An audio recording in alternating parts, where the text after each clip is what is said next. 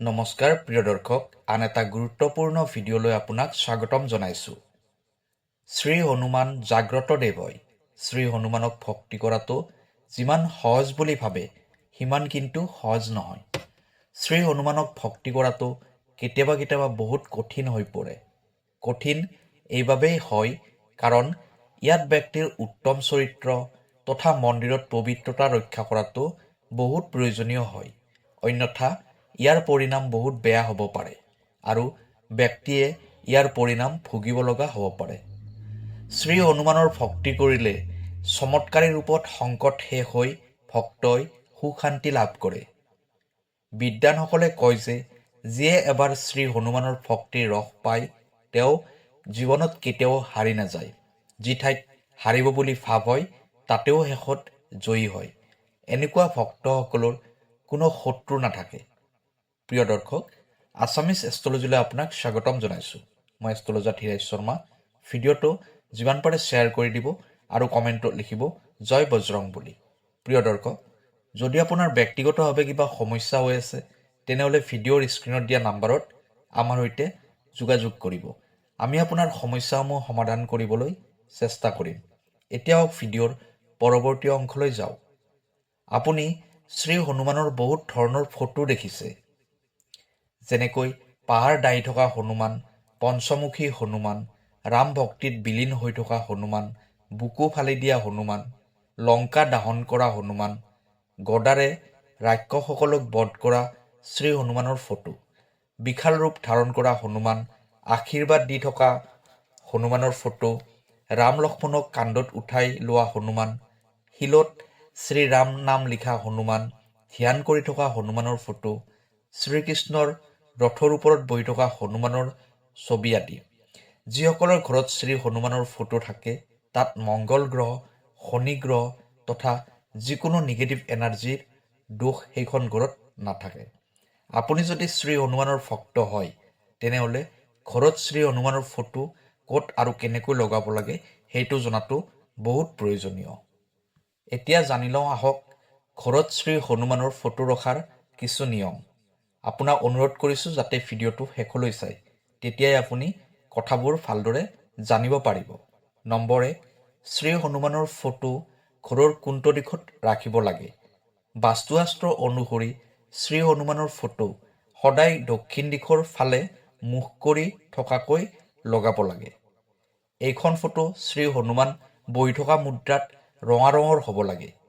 দক্ষিণ দিশৰ ফালে মুখ কৰি থকাকৈ শ্ৰী হনুমানৰ ফটো এইকাৰণে ৰাখিব লাগে কাৰণ এইটো দিশত শ্ৰী হনুমানে সৰ্বাধিক প্ৰভাৱ দেখুৱাইছে, সেইবাবে এইটো দিশত অধিক শুভ মানা হয়। শ্ৰী হনুমানৰ ফটো ৰখাৰ ফলত দক্ষিণ দিশৰ পৰা অহা যিকোনো বেয়া নজৰ শ্ৰী হনুমানৰ ফটো দেখি উভতি যায়। ইয়াৰ ফলত ঘৰত সুখ সমৃদ্ধি বৃদ্ধি হয়। নম্বৰ 2, শয়নকক্ষত শ্ৰী হনুমানৰ ফটো নাৰাখিব। শাস্ত্ৰ অনুসৰি শ্ৰী হনুমান বাল ব্ৰহ্মচাৰী হয়। ইয়াৰ বাবে তেওঁৰ ফটো বেডৰুমত নাৰাখি ঘৰৰ মন্দিৰ তথা যিকোনো পবিত্ৰ স্থানত ৰখাটো শুভ মানা হয়। বেডৰুমত ৰখাটো অশুভ মানা হয়। নম্বৰ 3, ভূত প্ৰেত আদিৰ পৰা বাচি থাকিবলৈ যদি আপোনাৰ এনেকুৱা অনুভৱ হয় যে আপোনাৰ ঘৰত নিগেটিভ এনাৰ্জি বহুত আছে তেনেহ'লে আপুনি শ্ৰী হনুমানৰ শক্তিৰ প্ৰদৰ্শন কৰা মুদ্ৰাৰ ফটো ৰাখিব। আপুনি ইচ্ছা কৰিলে পঞ্চমুখী শ্ৰী হনুমানৰ ফটোও ৰাখিব পাৰে, কিন্তু এই ফটোখন এনেকুৱা ঠাইত ৰাখিব য'ত সকলোৰে নজৰ পৰে। এনেকুৱা কৰিলে ঘৰত যিকোনো শক্তিয়ে প্ৰৱেশ কৰিব নোৱাৰিব। নম্বৰ 4, পঞ্চমুখী হনুমান। বাস্তুবিজ্ঞান অনুসৰি পঞ্চমুখী শ্ৰী হনুমানৰ মূৰ্তি যি ঘৰত থাকে সেইখন ঘৰৰ পৰা উন্নতিত বাধা দিয়া বেয়া শক্তিবোৰ আঁতৰি যায় আৰু ধন সম্পত্তি বৃদ্ধি হয়। নম্বৰ 5, জলস্ৰোতৰ দোষ। যদি ঘৰৰ ভুল দিশত যিকোনো পানীৰ নল থাকে তেতিয়া ঘৰত বাস্তুদোষৰ উৎপন্ন হয়। এই বাস্তুদোষৰ বাবে পৰিয়ালত শত্ৰুৰ পৰা বাধা, অসুখ বিসুখ তথা মন সদায় অশান্ত হৈ থাকিব। এই বাস্তুদোষ দূৰ কৰিবলৈ সেইখন ঘৰত পঞ্চমুখী শ্ৰী হনুমানৰ ফটো ৰাখিব লাগে।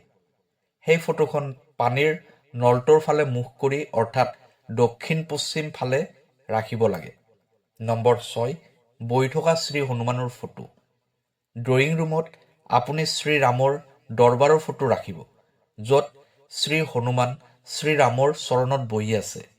ইয়াৰ উপৰিও ড্ৰয়িং ৰুমত পঞ্চমুখী শ্ৰী হনুমানৰ ফটো, পাহাৰ দাঙি থকা শ্ৰী হনুমানৰ ফটো নাইবা ৰাম ভোজন কৰা শ্ৰী হনুমানৰ ফটো ৰাখিব পাৰে। মনত ৰাখিব যাতে ইয়াৰ বাহিৰে বেলেগ ফটো নাৰাখে। নম্বৰ 7, পাহাৰ দাঙি থকা শ্ৰী হনুমানৰ ফটো।